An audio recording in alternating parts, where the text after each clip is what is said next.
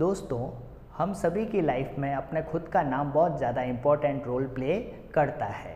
हम सभी चाहते हैं कि हमारा नाम बहुत बड़ा हो, हमारा नाम बहुत ही रोशन हो, हमारी फैमिली, हमारे पेरेंट्स का नाम भी बहुत ही रोशन हो। छोटे बच्चे जब छोटे होते हैं तभी उनका नाम बहुत अटपटे ढंग से रख दिया जाता है। आजकल तो नाम ऐसे रखे जाते हैं जो आसानी से बोलने में भी नहीं आते हैं। चलिए दोस्तों, तो आपने कभी ये सोचा है कि ये नाम रखने की ज़रूरत ही हमें क्यों पड़ी? अगर हम एक पर्टिकुलर आदमी का एक पर्टिकुलर नाम नहीं रख देते या पर्टिकुलर चीज़ का कोई पर्टिकुलर नाम नहीं रखते तो हमें क्या क्या कन्फ्यूज़न का सामना करना पड़ता। चलिए देखते एक एग्जाम्पल से हम समझते हैं। मान लीजिए अपनी कंट्री में इसे मार्कर बोलते हैं। क्या बोलते हैं? इसे मार्कर बोलते हैं। और किसी दूसरी कंट्री में पेंसिल को मार्कर बोलते हैं। क्लियर?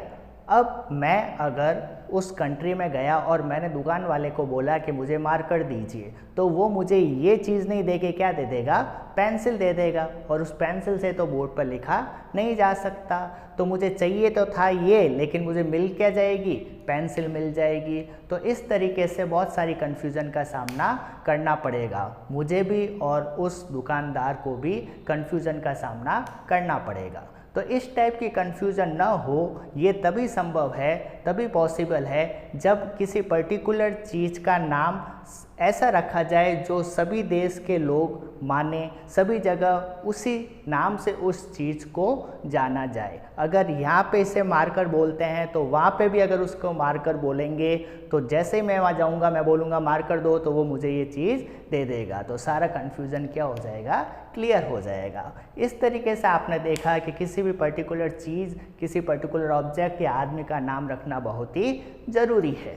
इसी कॉन्सेप्ट को ध्यान में रखते हुए जब भी कोई नई एलिमेंट की डिस्कवरी होती है तो उसका भी नाम रखना, उसका सिंबल रखना बहुत ही ज़रूरी है। और वो काम करती है international union of pure and applied chemistry. ये एक संस्था है जो किसी भी नए एलिमेंट की जब डिस्कवरी होती है तो उसका नाम क्या रखा जाए और उसका सिंबल क्या रखा जाए, ताकि दुनिया के सारे देश उस चीज़ को, उस एलिमेंट को उसी नाम से और उसी सिंबल से जाने।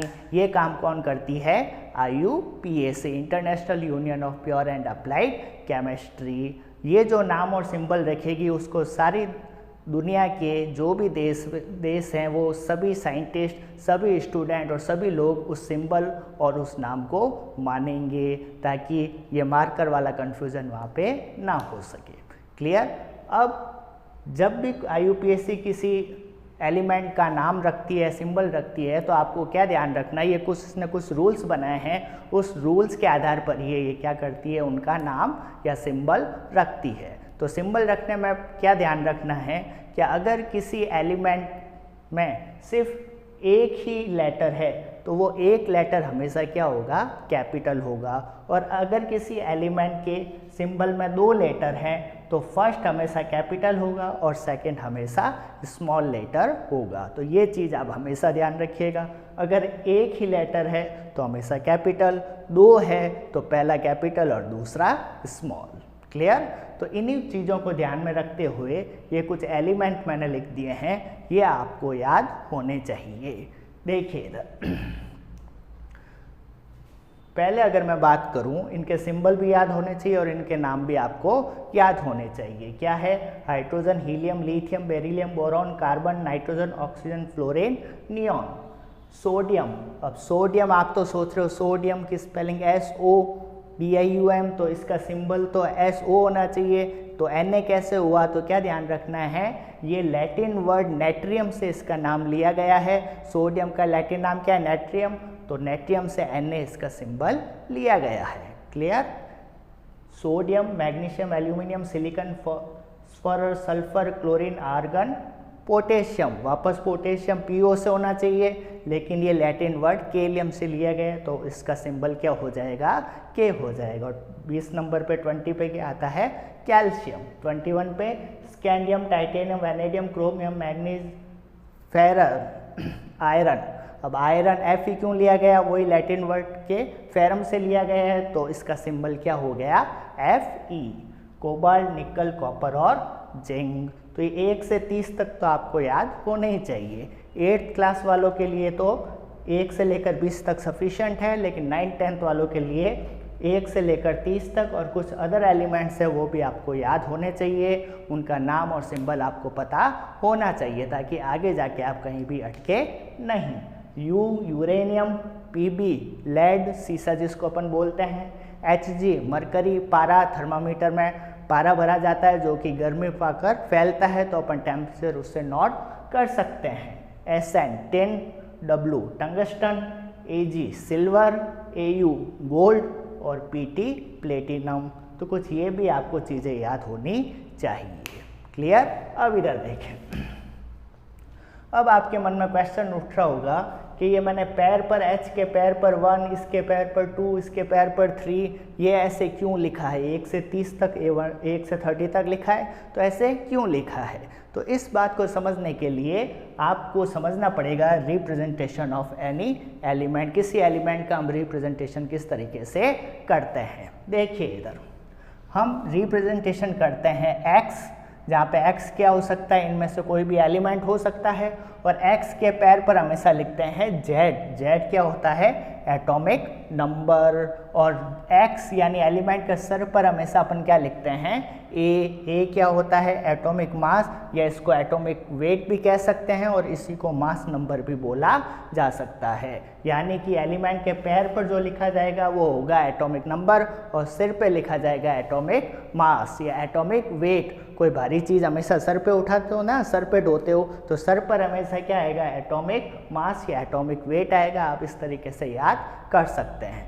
फॉर एग्जाम्पल देखिए इधर, अगर मैंने C के पैर पर क्या लिखा? 6 और ऊपर क्या लिखा हुआ है? 12 लिखा हुआ है, तो क्या हुआ? यहाँ पे X की जगह कौन सा एलिमेंट ले लिया अपन ने? कार्बन ले लिया।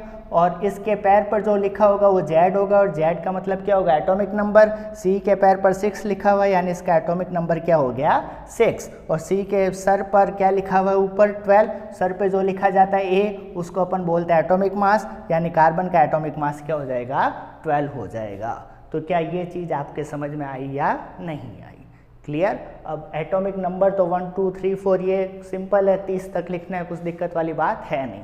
अब कुछ एलिमेंट के मैं सर पर यानी क्या लिख रहा हूँ? एटॉमिक मास लिख रहा हूँ, वो भी आपको याद होना चाहिए। देखिए हाइड्रोजन का एटॉमिक मास 1, हीलियम का 4, कार्बन का 12, 14, ऑक्सीजन का 16, सोडियम का 23, मैग्नीशियम का 24। सर पे लिखना है भाई, सामने नहीं लिखना। क्लोरीन का 35.5, पोटेशियम का 39, कैल्शियम का 40। क्लियर? और आयरन का 56। बस ये जो मैंने लिखे हैं इन्हीं का आपको एटॉमिक मास याद करना है। एटॉमिक मास सभी का होता है, पर वो अपने को याद करने की ज़रूरत नहीं है। जितना अपने का काम चीज़ें आएगी उतना ही अपन याद करेंगे। देखिए इधर, तो जिनके आगे मैंने टिक कर रखा है उन्हीं का एटॉमिक मास आपको याद करना है और याद होना चाहिए। बाकी की याद करने की आपको ज़रूरत नहीं है। अब देखिए सिंपल सी ट्रिक बता देता हूँ। जनरली क्या होता है? एटॉमिक नंबर का जस्ट डबल ही क्या होता है? एटॉमिक मास होता है। यानी नीचे वाले का जस्ट डबल क्या होगा? ऊपर वाले, यानी एटॉमिक नंबर का जस्ट डबल क्या होगा? Atomic mass. देखिए 6 का डबल क्या होगा? 12, 7 का 14, 8 का 16, सब में देखिए 20 का 40, 12 का 24। तो जनरली तो सब में क्या आ रहा है? नीचे वाले का जस्ट डबल, ऊपर वाला एटॉमिक नंबर का जस्ट डबल एटॉमिक मास है। कहाँ कहाँ पे ऐसा नहीं होता? देखिए एक तो हाइड्रोजन के केस में ऐसा नहीं हो रहा है, 1 का 1 ही रह रहा है। और कहाँ हो रहा है एक्सेप्शन? 11 का 22 होना चाहिए, लेकिन कितना हो रहा है? 23। ये भी एक एक्सेप्शन हो गया। क्लोरीन हो गया और ये पोटेशियम हो गया। तो बस 1 2 3 4 यही तो आपको याद करना है। बाकी तो नीचे वाले का जस्ट डबल क्या होता है? एटॉमिक मास होता है। तो इस तरीके से आपको ये टेबल बिल्कुल याद होनी चाहिए, तभी आगे जाकर आप number of proton, neutron, electron निकाल पाओगे। एटॉमिक मास की सहायता से मॉलिक्यूलर मास या मॉलिक्यूलर वेट निकाल पाएंगे। तो इतनी चीज़ें आपको ज़रूर याद होनी चाहिए। अब दोस्तों आपके मन में सवाल उठ रहा होगा कि बाकी सारी चीज़ें तो समझ में आ गई है, लेकिन ये एटॉमिक नंबर क्या होता है, एटॉमिक मास या मास नंबर क्या होता है, ये आपके मन में क्वेश्चन ज़रूर उठ रहा होगा। तो ये सारी चीज़ें अपन नेक्स्ट वीडियो में डिस्कस करेंगे और आई बटन पे मैं उसका लिंक दे दूँगा।